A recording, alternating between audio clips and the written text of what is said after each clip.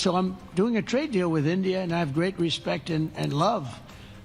As you know, for Prime Minister Modi, we have a great relationship. Asia Pacific economic સમિટમાં Donald ટ્રમ્પનું મોટું નિવેદન, કહ્યું ભારત સાથે ટ્રેડ ડીલ કરવા જઈ રહ્યો છું. સાથે જ પીએમ મોદીના પણ કર્યા વખાણ, કહ્યું પીએમ મોદી એક મહાન નેતા અને મારા સારા મિત્ર. તેમના માટે મનમાં ઘણું સન્માન. બજારમાં નવેમ્બર સિરીઝની શાનદાર શરૂઆત. નિફ્ટી 13 મહિનાની ઊંચાઈ ઉપર થયો બંધ. 27 સપ્ટેમ્બર 2024 બાદ નિફ્ટીનું 26,000ને પાર ક્લોઝિંગ. મિડ કેપ ઇન્ડેક્સ પણ 52 સપ્તાહની ઊંચાઈ પર બંધ. એક્સપેન્સીસ રેશિયો ઘટાડવાના પ્રસ્તાવથી કેપિટલ માર્કેટ શેર્સમાં ઘટાડો. ઇન્ડેક્સ 2% જેટલો તૂટ્યો. તમામ એએમસીઝ અને બ્રોકિંગ શેર્સમાં નફા વસૂલી.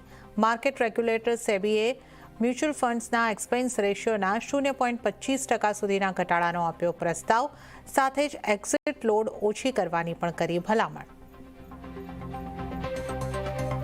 ભારતમાં એલન મસ્કની કંપની સ્ટારલિંકની સેવા જલ્દી જ શરૂ થશે. ગુરુવાર અને શુક્રવારે મુંબઈમાં સુરક્ષા એજન્સીઓ કરશે સેવાની ટેસ્ટિંગ. કંપની મુંબઈ, ચેન્નઈ અને નોઈડામાં લગાવી રહી છે ગેટવે. સીએનબીસી બજારના એક્સક્લુઝિવ સમાચાર. સીએમ ભૂપેન્દ્ર પટેલની કેબિનેટ બેઠક. કમોસમી વરસાદથી ખેડૂતોને થયેલા નુકસાન અંગે બેઠકમાં ચર્ચા. સાથે જ હર્ષ સંઘવી અને જીતુ વાઘાણીને ગુજરાત સરકારના નવા પ્રવક્તા મંત્રી માટેની થઈ જાહેરાત. અને આવતીકાલથી સૌરાષ્ટ્રમાં ફરી વરસાદનું જોર વધશે. 3 દિવસ ઓરેન્જ એલર્ટ.